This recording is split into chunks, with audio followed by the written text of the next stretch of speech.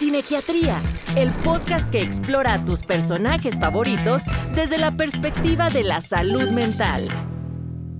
Bienvenidos a un nuevo episodio del podcast de Cinequiatría. Yo soy el doctor Agustín Torres de León, soy médico psiquiatra y me dedico a la psiquiatría del adulto mayor. Y hoy tengo el placer y enorme gusto de contar con una muy querida amiga del podcast. Ya la están viendo, ya la van a escuchar y le doy la bienvenida a mi querida Milagros Asensio. Mili, ¿cómo estás? Amigo querido, feliz de la vida de estar por aquí contigo. Qué placer. Y como saben ustedes, en el podcast lo que hacemos es elegir una película y un personaje y lo analizamos a través de la perspectiva de la salud mental. Y esta vez hemos elegido una película que tiene, digamos, una nueva versión. Es una película que está en live action, pero confesamos que a nosotros nos gusta más la original y queremos hablar de la película Lilo y Stitch. Y principalmente queremos analizar a Lilo. Querida Billy, ¿qué te parece esta película? Ay, Agus, a mí me parece una película maravillosa y me parece una película aparte profunda. Entiendo que a lo mejor para los pequeños puede resultar tremendamente divertida, dinámica, es decir, a ver, tiene muchísimas aristas, pero dentro de un análisis es de las películas que tiene mayor profundidad. Y que esto no fue de ayer ni de antier, esto ya tiene bastantísimos años. Y fíjate que yo me divierto mucho. Para este episodio la volví a ver. Te ríes porque son situaciones muy cómicas, muy simpáticas, pero cuando empiezas a adentrarte en esos pequeños detalles, es una Ujú. película que maneja temas muy dolorosos desde el inicio.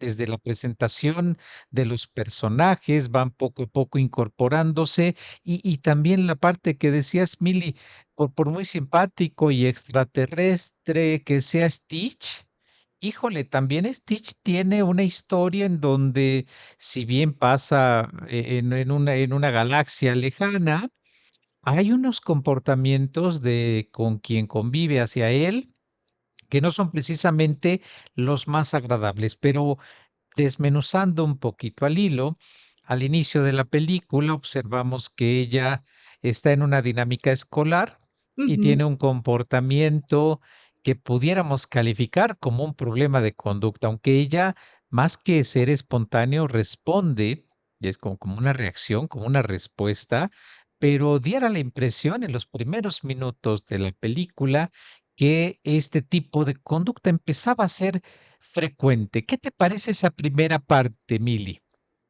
Sí, mira, Agus, a mí me parece este punto muy importante. Creo que es una de las problemáticas más frecuentes, seguramente con las que nos encontramos todos los terapeutas en el área infantojuvenil. Yo entiendo que de manera natural, cuando somos adultos y como sentimos los adultos y como pensamos los adultos, cuando estamos observando algo, asumimos como un sinónimo o interpretamos como un sinónimo la conducta del niño, cuando es una coyuntura completamente diferente, ¿no? Entonces sí, tal y como lo mencionas, a simple vista, a ver, a simple vista, la tuya, la mía y la de cualquier persona es qué problemón de conducta tenemos aquí. Esta niña tiene un Sí, problemón, ¿sí? Claro, sí. y es un problemón de conducta. Está mostrándose disruptiva, desafiante, disfuncional, la palabra que querramos utilizar. Cuando la realidad es que, a ver, Lilo estaba expresando en toda la extensión de la palabra síntomas totalmente opuestos a esto, aunque topográficamente me refiero a lo que se ve por encima, pudiese parecer un trastorno de conducta. Y esta parte que vamos poco a poco entendiendo cuando a partir de este comportamiento en la escuela, pues le dan un castigo, Mm, su hermana que también es un personaje importantísimo que yo observaba.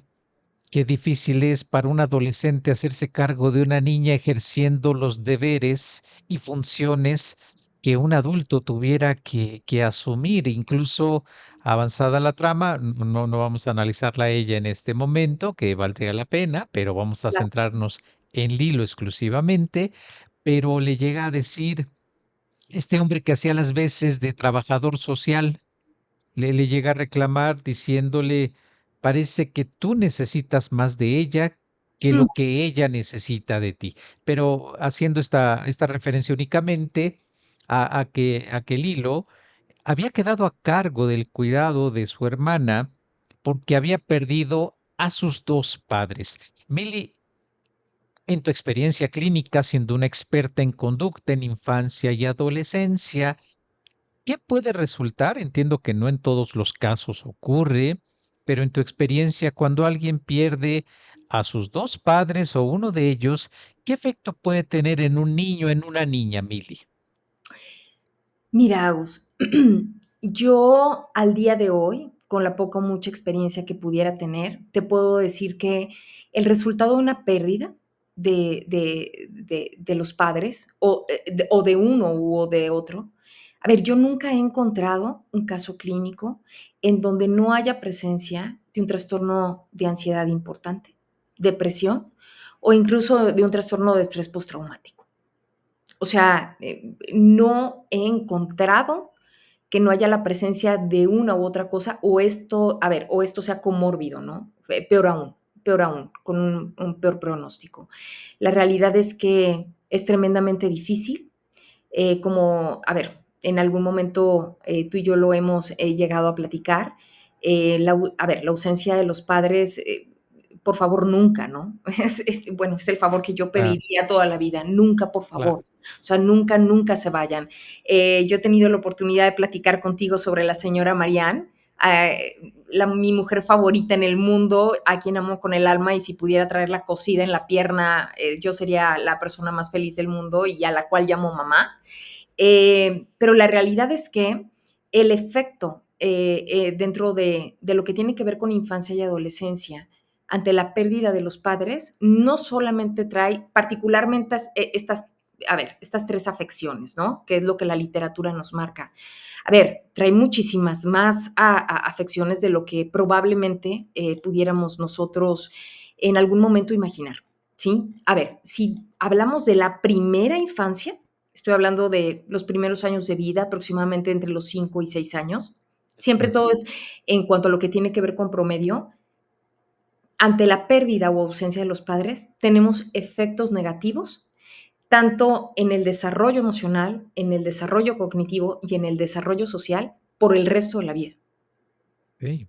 ¿Sí? Resto de vida. Mira, qué Sí. importante porque habrá quien piense, está chiquito, está chiquita, a un Ujú. poco apostando al olvido, ¿no? Se le va a Total. olvidar, no lo va a afectar, no le va a influir, bien lo decías, a ninguna edad un padre quiere uno perderlo, ¿no? Pero sobre todo en esos momentos tan trascendentales de la vida. Sí, totalmente. Y la literatura es muy clara, ¿no? Respecto a esta situación. Ahora, si nos vamos a la infancia media, entre los 6 y 12 años, nuevamente, hablando de promedios, no estamos hablando de exactitudes, ok, ya no tenemos una repercusión para toda la vida, pero sí que tenemos un problemón en cuanto a lo que tiene que ver con el desarrollo de regulación emocional, autoestima, autoimagen, autoeficacia y conducta social.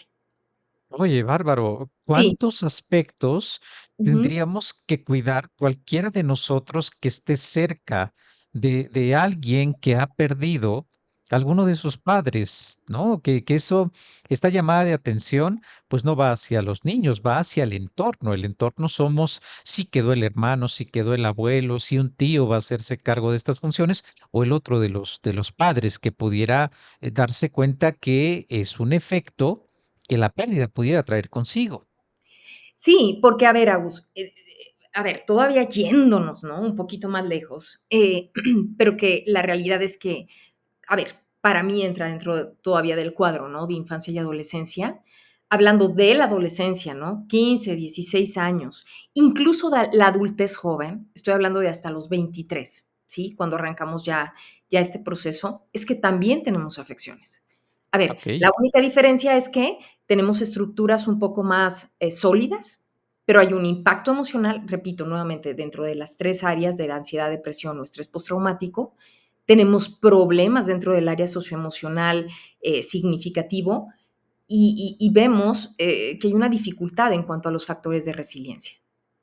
O sea, no es solamente, ¿no?, en una etapa temprana, estamos hablando alrededor de todo lo que tiene que ver con el propio desarrollo. Y por supuesto, sabemos que tenemos factores moduladores, dependiendo de la calidad del apego que se haya podido tener, como tú lo mencionas, si se quedó con el abuelito, la abuelita, la tía, la hermana, no lo sé, ¿no? Ok, dependiendo de la calidad del apego, de las redes de apoyo que tenga el pequeño, de la estabilidad y estimulación que hay en el entorno o en el contexto, más, por supuesto, ¿no?, las características individuales que tenemos que individuo. Ok, estos factores moduladores nos pueden hablar de una mejor probabilidad o de un mejor pronóstico, pero la afectación ahí está.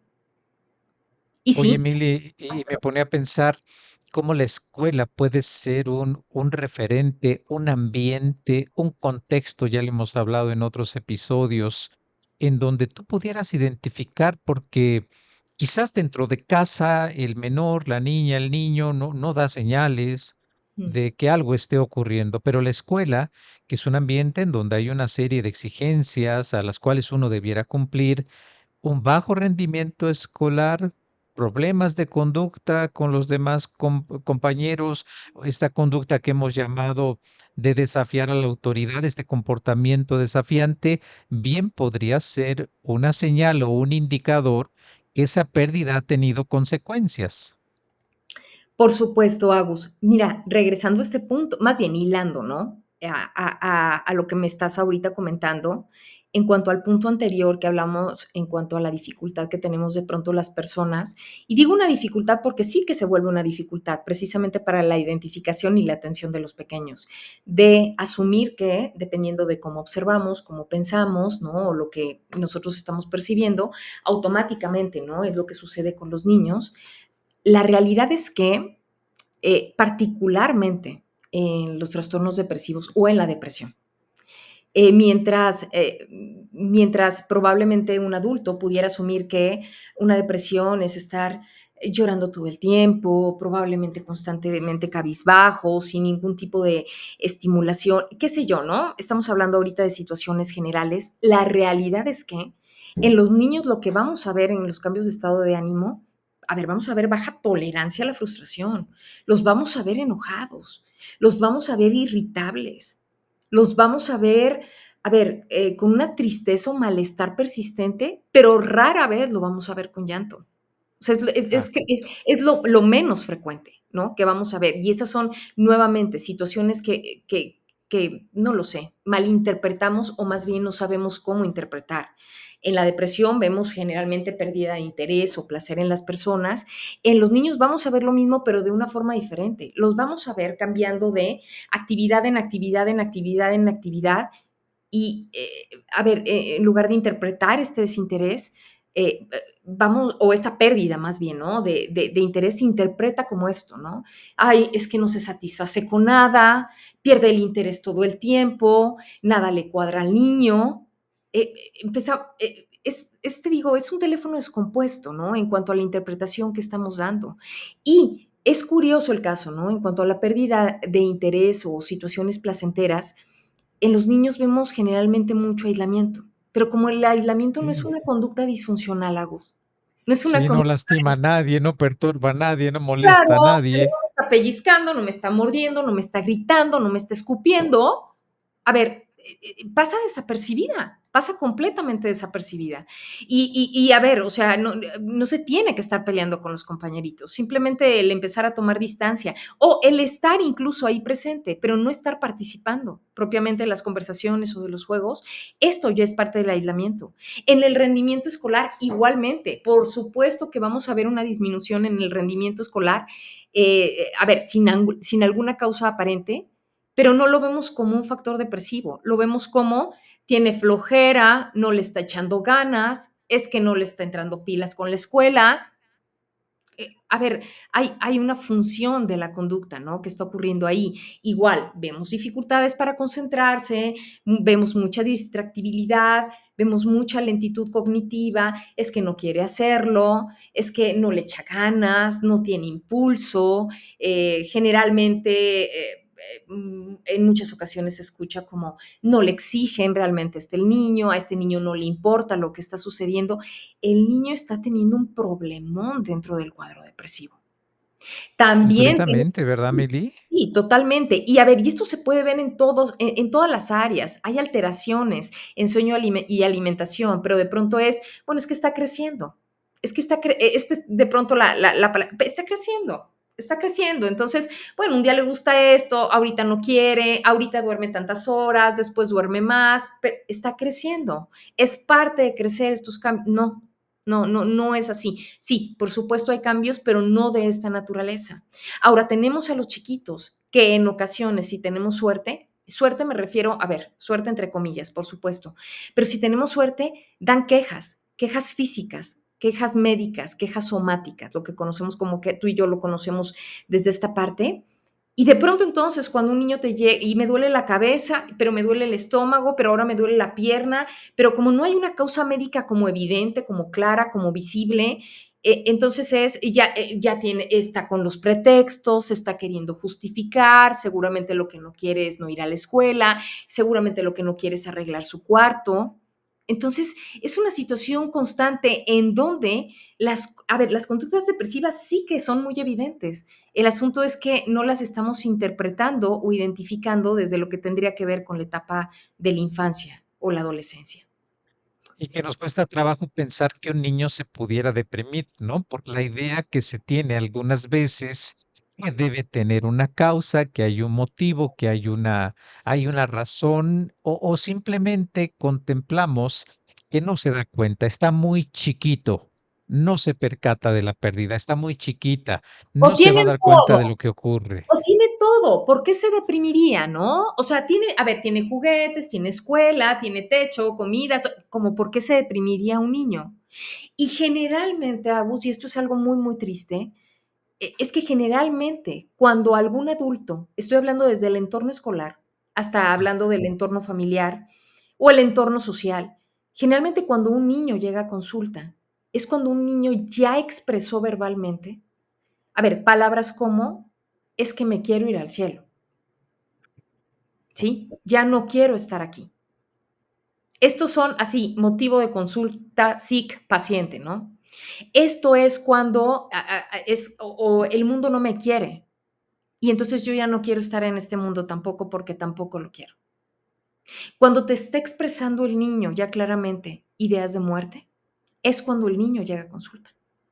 Cuando todos esos síntomas no se desarrollaron de la noche a la mañana, Agus. Sí, Meses, Mili.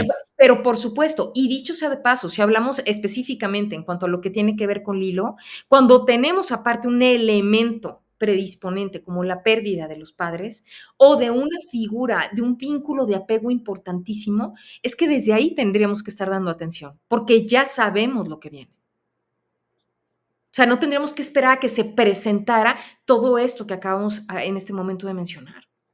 Que termina siendo lo que nos estás describiendo, el esfuerzo del menor para poder sobrellevar el Claro. dolor, la tristeza, el peso, la depresión que está viviendo en silencio, porque efectivamente no sabe qué tiene, no sabe qué le pasa. Correcto. Puede, como veíamos en Lilo, tener el rechazo de las demás compañeras, tener el Además, rechazo de los demás compañeros, porque en el afán de encontrar una forma de responder a esto que está sintiendo, a eso que está experimentando, ahora tiene que sobreponerse al impacto social, familiar de se ha vuelto grosero, no juegues con él, no es el mismo que era antes, lo cual, como bien nos estás describiendo, a veces se da por meses e incluso por años llega a suceder que personas que me imagino llegan a consultarte, como ocurre a quienes atendemos personas adultas y adultas mayores, pues ya tienen muchísimo tiempo, ¿no? Mili, hablas de 2 años, 3 o 10. En los niños, evidentemente, este tiempo está en función a los años de vida que tienen, pero me queda claro que no es algo que se desarrolle de un día para otro, que en el Correcto. caso del hilo, lo que ella vive, incluso con su hermana, vemos en algunas escenas cómo dentro de la casa nos dan ejemplos claros de la desorganización, de la falta de esas señales que le puedan permitir al hilo expresar y compartir esas emociones. Tiene una discusión muy fuerte con su hermana y donde observamos que pues la hermana aparte tiene que cargar con el peso que la seguridad social impone en donde transcurre esta película y ella tiene que buscar trabajo y termina por tomar una decisión que quería consultar contigo. eh, Van a un lugar de un refugio de animales, creo que era esto, así Sí. funcionaba. Y ahí es donde Stitch adquiere esta forma, porque evidentemente no la tenía, se mimetiza, trata de escapar de sus captores que lo quieren regresar al planeta de donde él venía, pero quería preguntarte, la presencia de estos animales de compañía, mascotas, perros, gatos, ¿qué función cumplen? Tú y yo lo sabemos, pero me gustaría que nos compartieras a quien nos ve y nos escucha este tipo de animales terapéuticos, de acompañamiento, Mili, como le ocurre al hilo. Claro que sí, Agus, nada más si me lo permites, respecto, a ver, voy a regresarme nada más un minutito a tus últimas palabras porque sí me parece profundamente importante. Cuando mencionas que no obstante de lo que está lidiando Lilo con el tema en cuanto a la depresión y a la comprensión, porque no hay una comprensión respecto a su estatus, rápidamente, ¿no? Varios elementos que me parecen fundamentales. Somos, la sociedad, somos generalmente muy poco empáticos, Agus, y generamos o propiciamos el distanciamiento, el rechazo o el desplazamiento versus la comprensión. O darnos la oportunidad de comprender qué es lo que está ocurriendo con el niño o con la niña. Voy a hablar de pequeñitos de forma genérica. Esto es un punto importante. Tendemos también, cuando vemos a estos niños, digamos, con estas particularidades, porque no sabemos ponerle el nombre de lo que ocurre, Claro. es aléjate o humilla o rechaza o es una... Y de verdad, esto acarrea, a ver, no solamente agudiza el cuadro, ¿no? Sino acarrea n número de circunstancias más, ¿sí? Sumado a lo anterior, lo que mencionas con Nani, a ver, Nani es exacto, ¿no? Es un caso aparte, de verdad es una compasión tremenda. Recordemos que Nani es prácticamente un adolescente, entra dentro de todavía Ujú. estas fases.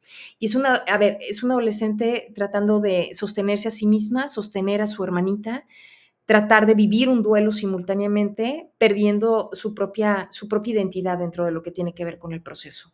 Pero bueno, la lleva precisamente a este refugio, ¿no? Se encuentra este experimento 626, hecho un perrito maravilloso. Porque, a ver, pero recordemos algo, ¿cuál fue? A ver, ¿por qué cayeron ahí? Porque el hilo, dentro de toda esta falta de comprensión, pero tratando de encontrar efectivamente una Ay, solución es a lo que estaba cierto. pasando, ella quiere encontrar un amigo, ella Sí. quiere Cua- encontrar un vínculo, ¿no? Cuando viene esta estrella fugaz que confunde Sí, y ella pide que no me abandone, dice algo así cuando su hermana la escucha haciendo una oración antes de dormir, es cierto. exactamente, ¿no? Entonces, bueno, llega con Lilo, este experimento, ¿no? O sea, diseñado para crear este caos, ¿no? Prácticamente indestructible, pero al mismo tiempo con unas capacidades de aprendizaje inmensas. Y bueno, claro, llega con Lilo, Lilo se convierte en un vínculo, a ver, los dos, ¿sí? Los Tienen dos. un vínculo maravilloso, Sí. que rápidamente nada más subrayo las similitudes, ¿no? A ver, Lilo tampoco tenía papás. Lilo también quería encontrar un espacio de pertenencia. Lilo quería encontrar también un propósito diferente al creado, porque solamente tenía uno inicialmente y fue gracias al amor y a la benevolencia de Lilo, a toda su paciencia, a todo su entrenamiento, quien cambia totalmente el propósito, digamos, desde la creación, ¿no? De lo que eres. Ándale, que Stitch estaba diseñado para destruir, decía Sí, su creador. Yo así es. solamente le enseñé la destrucción a Stitch. Exactamente, cambia el propósito de Stitch completamente a partir de todo ese amor a lealtad, a compasión, a apoyo, a reciprocidad, a, bueno, hasta llegar a la palabra Ohana, ¿no? Pero bueno, regresando al punto de tu pregunta, efectivamente, amiguito, mira, la realidad es que la terapia asistida por animales ha sido ya ampliamente estudiada y sigue en estudio.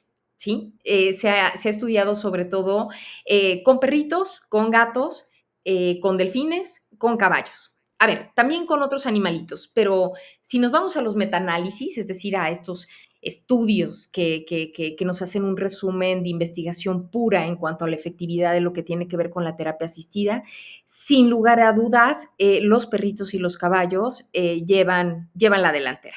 ¿No? Y llevan la delantera mostrando una reducción de síntomas depresivos, de estrés, de ansiedad, tremendamente importantes. Aparte de desarrollar un vínculo seguro, propicia mucho lo que tiene que ver con el apego, pero ojo, no son sustitutos de una atención profesional. No Claro. son sustitutos de la atención, evidentemente, de lo que tiene que ver con los cuidadores y No de es un tiene depresión, contexto. cómprale un perrito. Ajá, No.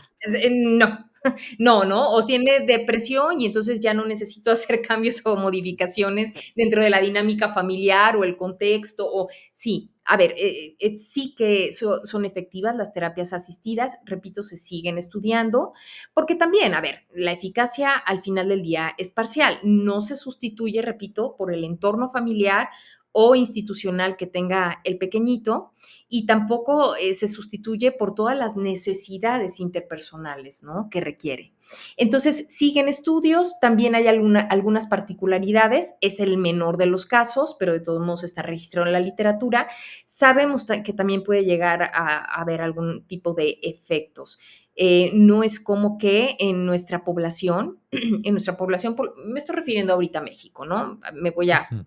quedar en México, no es como que dentro de lo que tiene que ver con nuestra educación en salud, eh, hagamos pruebas de alergias de manera general, ¿no? Continua, con base a hitos del desarrollo en los pequeños.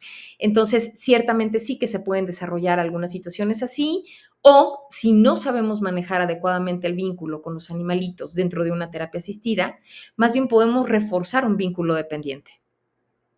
Y esto también Okey, es riesgoso. okey.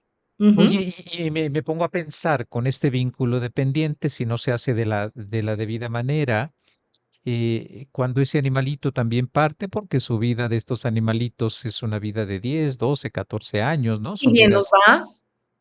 va. Ándale, quería conocer tu opinión, porque si no tenemos el debido cuidado para la relación con la terapia asistida, en este caso por un perrito, pues podemos quizá estar fomentando que se esté perpetuando ese dificultad para separarse ahora del perrito y la pérdida y la partida, y esto puede acrecentar, o bueno, puede incrementar los síntomas. No sé, Mili, en tu experiencia, Totalmente, llega a pasar? totalmente. Bueno, a mí me ha tocado, a ver, mira, Agus, yo soy una persona de verdad pro adopción en toda la extensión de la palabra. Adoptar lo que sea, ¿sí? O sea, de verdad soy pro adopción. Sin embargo, sí hay una peculiaridad, ¿no? Con los animalitos o con las mascotas adoptadas, en donde, bueno, por las condiciones de todo, ¿no? Desde su desarrollo, cruza, nacimiento y etcétera, tienden a tener, de hecho, una calidad de vida y unos años mucho más reducidos de los que ya mencionaste, ¿no? Generalmente son entre 3 y 4. Okey. Entonces, ¿qué sucede con la terapia asistida? Que generalmente, bueno, vamos a estos refugios y adoptamos a estas mascotitas que traen una genética que desconocemos, nuevamente, ¿no? Una serie de problemas médicos que hasta que se van presentando se van atendiendo, pero la realidad es que ya vienen así, ¿no? Desde el momento en el que los tomamos en nuestras manos. Y entonces, más bien lo que yo he llegado a presenciar no solamente es la agudización de todo esto, sino a que los niños caigan en una completa desesperanza. No importa quién Ah, ame, no importa cuánto lo cuide, se va a lo ir, voy a se perder. va a morir. Exacto, se me va a morir, lo voy a perder. O sea, hemos caído hasta estos polos, a los polos de la desesperanza, no solamente a la agudización de la depresión.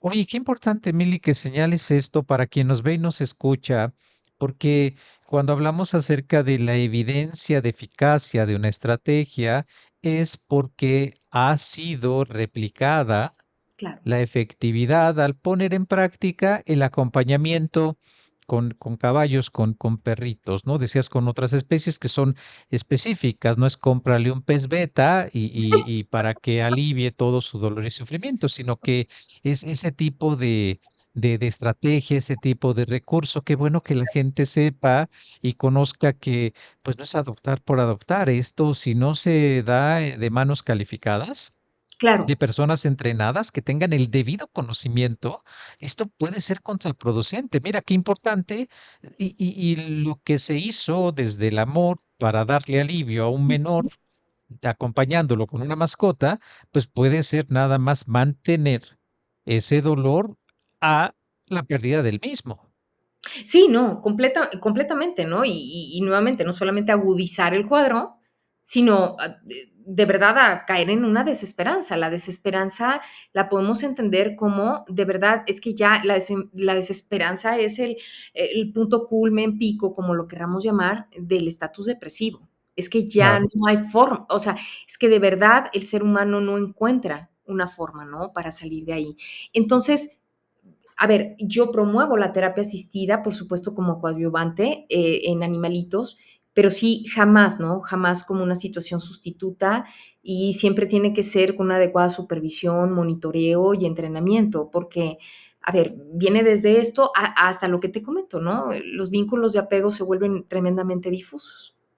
Oye, Mili, finalmente Lilo y Stitch encuentran en esta suerte de que deciden dejarlo en la tierra, a Stitch, después de haber venido por él y haberse esforzado en llevárselo a que cumpliera la condena donde iba a ser abandonado. Aunque Ujú. decíamos que también Stitch también tiene mucho de analizar porque pobre recibe todo el maltrato y él es muy reactivo al maltrato, ¿no? Sí, Dado que nos enseñó Stitch que si le das amor, aunque cueste trabajo que él terminara adaptándose a a esas muestras de amor, lo terminó haciendo. Entonces, también si le das odio, rencor y maltrato, lo vas a lograr. Pero para no extenderme un poco más y llegar casi al final del episodio, es finalmente esto que nos estás diciendo. Está la hermana, están estos seres extraterrestres que son obligados a quedarse con él, está esta red de apoyo, están los cuidados, está la atención que él debe recibir. Entonces, un niño que, como en el caso del hilo, con los antecedentes que hemos mencionado, viviera un episodio depresivo, lo recomendable, sin duda, reciba ayuda de manos de un experto. Entiendo que no cualquier tipo de experto, debe ser alguien calificado y entrenado en el manejo de este tipo de condiciones de niños y adolescentes. ¿Es así, Mili? sí, definitivamente, Agus. Ahora, creo que lo que pasa es que aquí también estamos tocando una arista muy importante y yo sé que tú compartes conmigo esto. Tú y yo siempre hemos trabajado un poco con los extremos de la vida, ¿no? En cuanto a nuestras especialidades. Pero esto es lo que nos une tremendamente a ti y a mí porque hay unas similitudes tremendas, tremendas. Enorme. Exactamente en estas polaridades, ¿no? Y a ver, vamos a esta arista que, a ver, particularmente a mí me causa, a ver, a mí me causa mucho problema. Y es el tema de que, a ver, nosotros no tenemos, nuevamente, regreso solamente a nuestro país sin generalizar. A ver, ¿qué si tenemos interés, tenemos buenos deseos, intenciones, pero no contamos con programas adecuados de acogida institucionales que permitan esta red de apoyo? Sí, vamos a empezar Ok. por esta parte.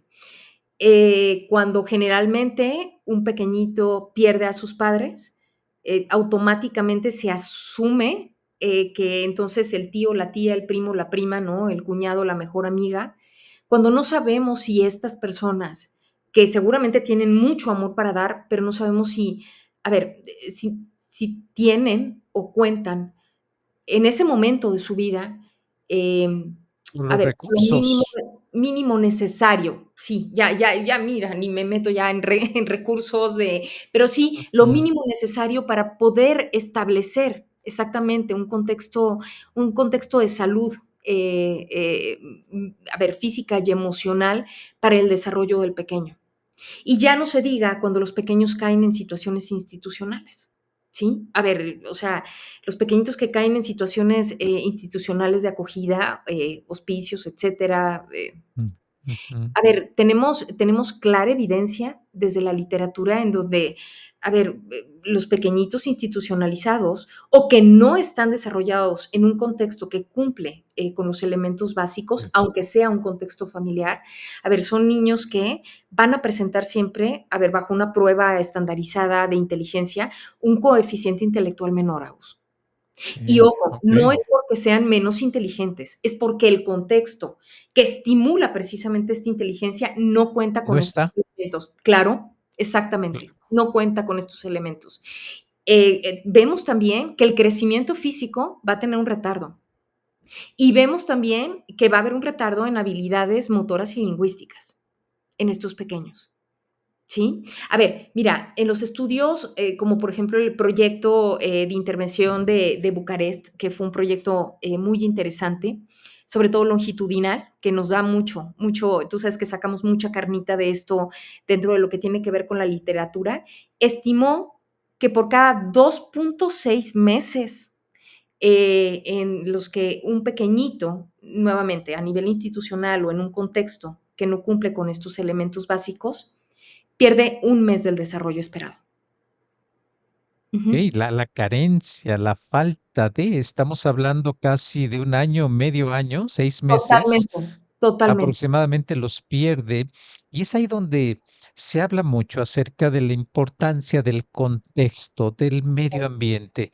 Muchas veces, no es que se omita, pero no se le da la debida importancia y se centra uno más en la parte del cerebro, ¿no? Y el desarrollo cerebral y todo esto que a veces Ujú, terminamos por llamar cerebrocentrismo, ¿no? Donde correcto. dejamos de lado, se nos olvida, omitimos, pero qué importante este dato que nos das donde se puede cuantificar, midiendo, ¿no? No es que a mí se me hace, yo creo, puede que sea, no, estás midiendo y estás comparando y cómo esa riqueza o enriquecimiento ambiental sigue siendo una asignatura pendiente, sigue siendo mucho en donde se puede hacer, porque ya lo decías muy bien, ya olvidémonos de a nivel institucional macro, estamos hablando a nivel de la mamá que no es que no esté, pero para poder sostener a la familia se va en Claro, la mañana y regresa en la noche, ¿no? Entonces, para fines claro. prácticos, tampoco está. Correcto, correcto. Y a ver, o sea, si volvemos a este punto, es que sí, efectivamente, Agus, no solamente tenemos, a ver, este tipo de, sí, ya, de estudios como tan específicos. Sabemos que realmente hay repercusiones en cuanto a ausencia, precisamente vincular con los padres. A ver, si hay alteraciones en la materia blanca, o sea, ya hablando del sistema nervioso central, y claro que hay una altísima probabilidad de sí o sí desarrollar ansiedad o depresión como, a ver, problemáticas psicológicas o conductuales o dentro del área de salud mental, primordialmente, no son las únicas, pero son las primordiales, porque las secundarias son precisamente los problemas de regulación emocional que topográficamente se van a estar observando, a ver, como una dificultad para ver a los pequeñitos desarrollarse en un ambiente social con sus pares, ¿sí? Con los mismos niños o niñas de su edad. Vamos a ver a niños agresivos, con muy poco control de impulsos. A Que no ver, les pase lo que al hilo, ¿no? Este tipo de totalmente, comportamiento que ella exhibía en situaciones escolares. totalmente, totalmente. Y a ver, y esto en el contexto empieza a segregarlos, Agus. Empieza a Claro. segregarlos, porque nuevamente, ¿no? Regreso a esta parte de, a ver, no todos somos tan benevolentes y tan amorosos como lo fue Lilo con Stitch. Mm, Sí, mm. es decir, ella creó, todo un ambiente para él, todo un entorno para él, toda una Sí. familia para que él pudiera modificar, lo que era su construcción o propósito original, ¿no? Para eso era su creación. Pero la realidad es que sí, el contexto tiene un impacto importantísimo, también precisamente para, a ver, el desarrollo y perpetuar ya una situación profundamente dolorosa. Es lo que le sorprende a la como emperatriz que llega a llevárselo por fin, con cómo responde de una manera educada, me puedo despedir, me puedo ellos son mi familia. Vamos, es una película que te enternece, pero Sí, definitivamente estos grandes mensajes que nos compartes, invitamos a las personas, particularmente esta versión nos gusta mucho, a que la vuelvan a ver con esa mirada, con esos ojos de este análisis que hemos hecho. Mili querida, ya para terminar el episodio, ¿qué te deja a ti? aparte de estas grandes aportaciones que nos has hecho en el episodio, la película Lilo y Stitch? Ay, Agus, que no me deja. Es que, como te comentaba al inicio, la realidad es que me parece que es una película con mucha profundidad. Particularmente, a ver, me deja un mensaje de empatía, de compasión, de cómo los seres humanos podemos realmente, eh, con todo este amor, ir moldeando, ¿sí? Las estructuras de los pequeños, creando vínculos seguros, entornos responsivos, los cuales hacen mucha, pero muchísima falta. Lo sumamente importante que es incluir dentro de cada una de las escuelas una formación, materia, si lo queremos ver, en cuanto a lo que tiene que ver con materia socioemocional, en donde incluya, por supuesto, cómo manejar la pérdida.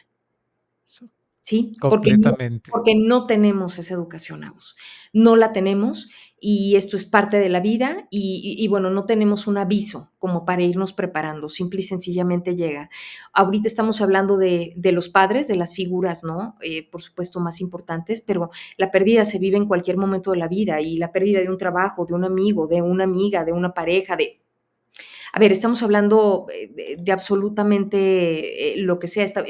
A ver, me deja lo importante que es que todos los padres de familia tengan preparado este diálogo con personas cercanas, con familiares. Me deja, es una infinidad de cosas, es una No, no, infinidad. y te escucho y la figura del padrino originalmente cumplías a nivel social una función que quizá en la actualidad está algo alejada, Muy, pero precisamente cumplía la función de padrino, de ser el padre, madre, que sustituyera seguramente en esas épocas donde la sobrevida era corta y claro. podía en cualquier momento alguno de los padres faltar. Mili, querida, pues muchísimas gracias por estar con nosotros en el episodio, te agradecemos mucho. Para las personas que quieran saber más de ti, ¿cómo podrían contactarte? Amiguito hermoso, a mí me encantaría que me contactaran por medio de Cinequiatría, porque Perfecto. la realidad es que esta es una plataforma a la cual, tú sabes, te agradezco infinitamente siempre tu invitación. Es una plataforma de divulgación tremendamente seria en el área de salud mental.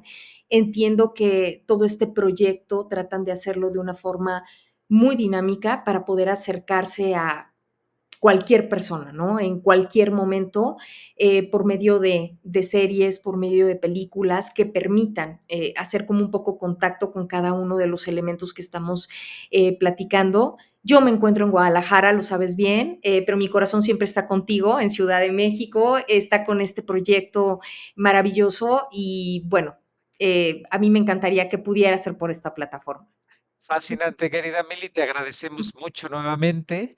Damos por terminado el episodio. Síganos por Cinequiatría en YouTube, también en las demás redes que ya conocen, Spotify, Amazon Music, Apple Podcast. Y Mili, muchísimas gracias. Gracias a ti, mi amigo, un abrazo enorme. Igual.